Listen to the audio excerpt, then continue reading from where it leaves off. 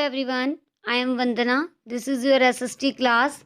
Today we will continue our lesson number 5, judiciary. Our next topic is what is an independent judiciary. अब आप सबके मन में ये विचार तो आ ही रहा होगा, जुडिशरी कैसे इंडिपेंडेंट होगी। अब हम इस टॉपिक पे रीड आउट करेंगे।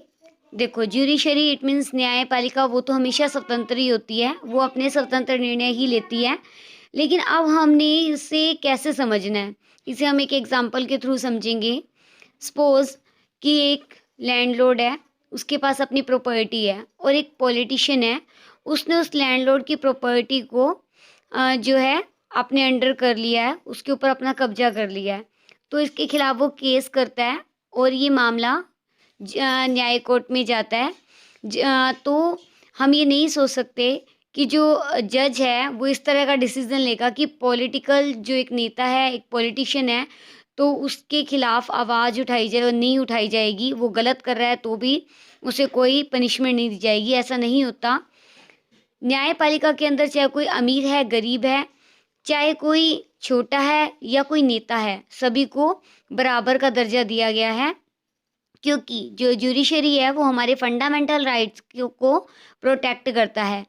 इसीलिए तो इस एग्जाम्पल के थ्रू हम ये बता रहे हैं कि न्याय मिलेगा किसे, जो एक लैंडलॉर्ड है, पॉलिटिशियन को पनिशमेंट दी जाएगी। इस तरह से अब आप समझ जाएंगे कि जो इंडिपेंडेंट जो ज्यूडिशरी है उसका क्या मीनिंग है। यानी कि ज्यूडिशरी हमेशा स्वतंत्र ही होती है, वो किसी के अंडर वर्क नहीं करती, वो सिर्फ सबूत और गवाहों के बिना पर जो डिसीज़न देती है और जो सही डिसीज़न होता है उसे ही करती है, कोई व्यक्तियों के बीच में कोई मतभेद नहीं करती। सेकंड है अब हमारे पास इसके अंदर सेपरेशन ऑफ पावर। जो ज्यूडिशरी है, इंडिपेंडेंट ज्यूडिशरी, वो उसका सेकंड टॉपिक है, पार्ट है separation of power. Separation of power कैसे, हमारे संविधान के अंदर, हमारे कॉन्स्टिट्यूशन के अंदर जो गवर्नमेंट की पावर है उसे 3 पार्ट्स में डिवाइड किया गया है। First legislature, executive and judiciary. जो लेजिस्लेचर एग्जीक्यूटिव है वो तो ज्यूडिशरी से बिल्कुल अलग है, वो दोनों एक तरह से काम करते हैं। इट मीन्स विधायिका और कार्यपालिका। विधायिका कानून बनाती है और कार्यपालिका उसे एग्जीक्यूट करती है। लेकिन ज्यूडिशरी जो है वो बिल्कुल अलग है। ज्यूडिशरी गवर्नमेंट के अकॉर्डिंगली काम करती है, यानी कि जो उसे सही वो डिसीज़न लेने का काम करती है। अगर कोई भी गलत कुछ भी करता है वो उसे उसके खिलाफ पनिश करती है और न्याय देती है। और जो कोर्ट है ये भी हमारे 3 पार्ट्स में डिवाइडेड है, अपने अपने काम के अकॉर्डिंगली, ताकि वो काम को अच्छे से कर सकें, उसके हिसाब से ये 3 पार्ट्स में डिवाइडेड है। सबसे ऊपर कोर्ट कौन सा होता है, supreme court. Second high court, और थर्ड जो कोर्ट होता है हमारा स्टेट और डिस्ट्रिक्ट कोर्ट होता है। कैसे, जो सुप्रीम कोर्ट है वो सबसे हायर लेवल पे होता है, और हाई कोर्ट हमारा हर एक जो स्टेट का होता है वो अलग होता है, लेकिन कहीं कहीं पर ये एक भी होता है। जैसे हरियाणा और पंजाब, इन दोनों का एक ही कोर्ट है, वो भी चंडीगढ़ में है। जैसे आंध्र प्रदेश और तेलंगाना का एक ही कोर्ट है जो कि हैदराबाद में है, हाई कोर्ट। और इसके अलावा जो स्टेट लेवल पे, जो डिस्ट्रिक्ट लेवल पे कोर्ट होते हैं वो सबके अलग अलग होते हैं। It is the independence of judiciary that allow the courts to play a central role in ensuring that there is no misuse of power by legislature and the executive. जो इंडिपेंडेंस ज्यूडिशरी है वो ये अलो करती है कि कोई भी चाहे वो लेजिस्लेचर में है चाहे वो एग्जीक्यूटिव में है, अपनी पावर का मिसयूज़ नहीं करेगा। पावर का मिसयूज़ कैसे करते हैं, मान लो कि अगर कोई एक पॉलिटिकल नेता है, उसके हाथ में पावर आ गई, तो वो क्या करेगा, वो ये नहीं करेगा, अगर उसकी पावर के ऊपर कोई बाउंडेशन ना लगाई जाए तो वो ऐसा कर सकता है कि अपना ही प्रॉफिट देखे, अपनी तरह की सारी प्रॉपर्टी अपने अंडर करे, अपने पर्सन को जॉब दे, इस तरह का वो काम करेगा। लेकिन जो ज्यूडिशरी है वो इन सब के ऊपर बाउंडेशन लगाती है, इन सब के एक जो दायरे निश्चित करता है, जो हमारा कॉन्स्टिट्यूशन है, जिसके अंदर रहकर इनकी जो पावर है उसके ऊपर बाउंडेशन है और वो अपनी पावर का मिसयूज़ नहीं कर सकते। अगर कोई इन लोगों की फंडामेंटल जो राइट्स हैं उनको वॉयलेट करेगा, यानी कि उनके खिलाफ कुछ भी एक्शन लेगा, तो गवर्नमेंट यानी कि कोर्ट जो है उन्हें पनिश करेगा। नेक्स्ट है what is the structure of court in India. अब भारत के अंदर कोर्ट का स्ट्रक्चर कैसा होता है। There are 3 different levels of court in our country. हमारे इंडिया में 3 तरह से जो कोर्ट है। There are several court at the lower level while there is only one at the apex level. Apex level it means जो सबसे अलग अलग कोर्ट होते हैं, सबसे ऊपर जो होता है वो एपेक्स लेवल होता है, it means supreme court. The court that most people interact with are what are the called subordinate और डिस्ट्रिक्ट कोर्ट। जहाँ पर सबसे ज़्यादा लोग इंटरेक्ट होते हैं वो होता है subordinate कोर्ट और district court. These are usually at the district or tehsil level or in the towns and they are here many kinds of cases। ये ज़्यादातर डिस्ट्रिक्ट में या तहसील लेवल पे कोर्ट बने होते हैं और इसमें अलग अलग तरह के केसेस आते हैं। Each state is divided into districts that are presided over by the district judge। और जो अलग अलग ये कोर्ट हैं इन्हें डिस्ट्रिक्ट जो जज है वो इसे होल्ड करता है। Each state has a high court और हर एक स्टेट का, जैसे हरियाणा का हो गया, तमिलनाडु का हो गया, इन सब के क्या हैं, हर एक के अपने अपने हाई कोर्ट होते हैं जिसे हाईएस्ट कोर्ट कहा जाता है।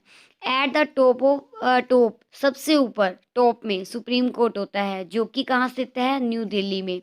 Over the chief justice of India, और जो वहाँ के जज होते हैं उन्हें चीफ जस्टिस कहा जाता है। The decision made by the supreme court are binding on all over court in India. और जो डिसीजन लास्ट में सुप्रीम कोर्ट लेता है वो सभी इंडिया के हर एक पर्सन को मानना ही पड़ता है, कोई भी उनके डिसीजन की अवहेलना नहीं कर सकता। यहाँ एक आपको कॉलम दिया हुआ है, उसे हमें रीड आउट करना है। High courts were the first establish in the 3 presidency cities of Calcutta, Bombay and the Madras in 1862। सबसे पहले जो हाई कोर्ट है वो स्थापित किया गया था प्रेसिडेंसी सिटीज़ जैसे कलकत्ता, बॉम्बे और मद्रास में। कहाँ कब किया गया था, 1862 में। The high court of Delhi came up in 1966। High court Delhi में कब आया, 1966 में आया। Currently there are 25 high courts. अब इस टाइम पर वहाँ पर 25 हाई कोर्ट हैं। While many cities have their own high court. इसके अलावा हर एक जो स्टेट का अपना एक हाई कोर्ट होता है, जैसे कुछ एक जो स्टेट्स हैं उनके कॉमन भी होते हैं, जैसे हरियाणा, पंजाब का मैंने आपको एग्जांपल दिया था।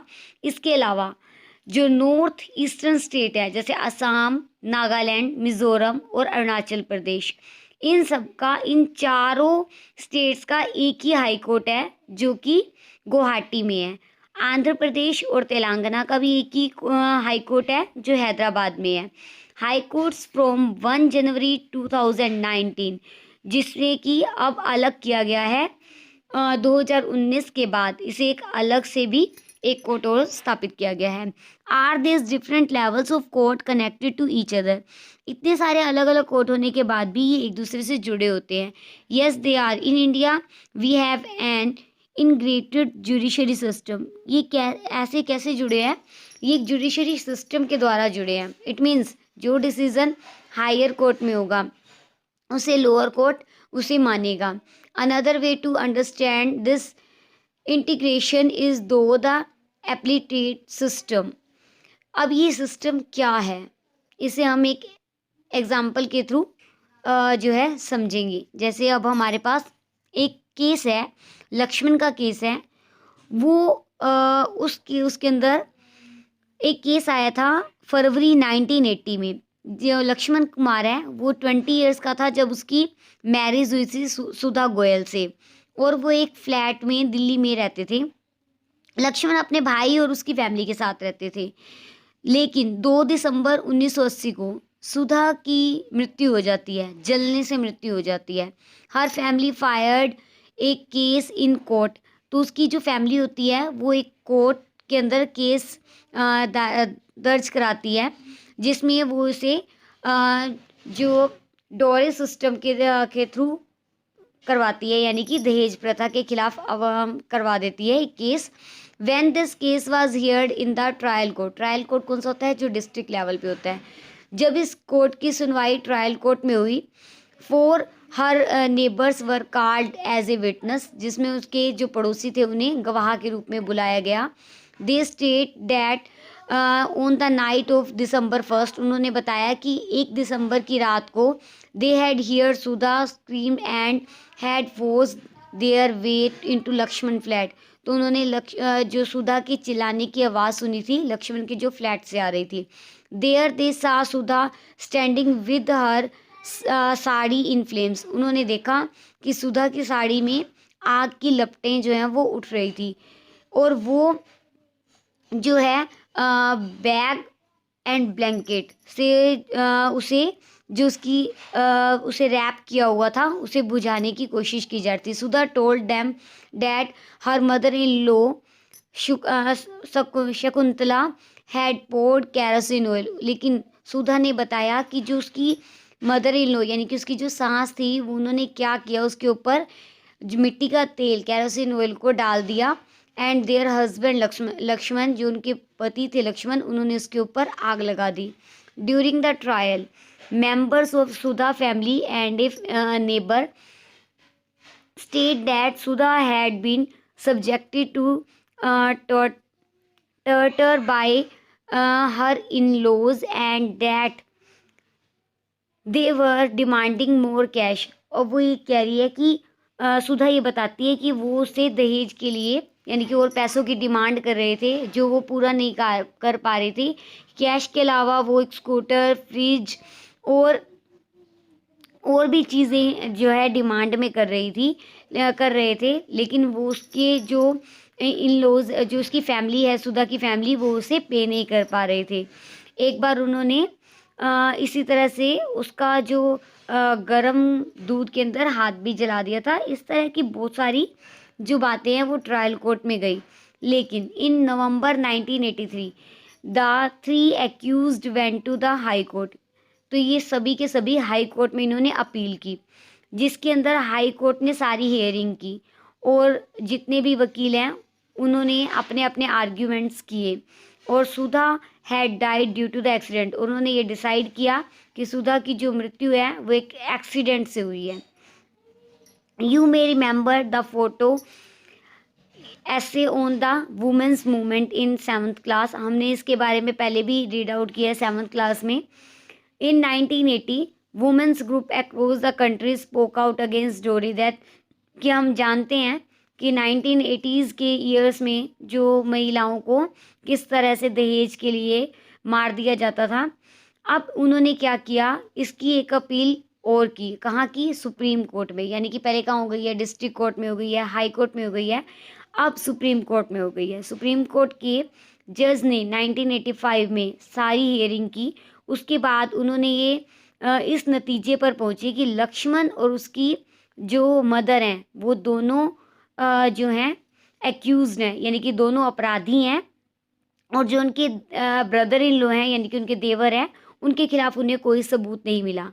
तो जो डिसीजन सुप्रीम कोर्ट ने दिया उसे हाई कोर्ट और जो डिस्ट्रिक्ट कोर्ट है उनके जजेस को उसे मानना पड़ा, और लक्ष्मण की फैमिली को भी और सुधा की फैमिली को, सभी को उसे मानना पड़ा। यानी कि जो लास्ट डिसीजन होता है वो सुप्रीम कोर्ट का होता है।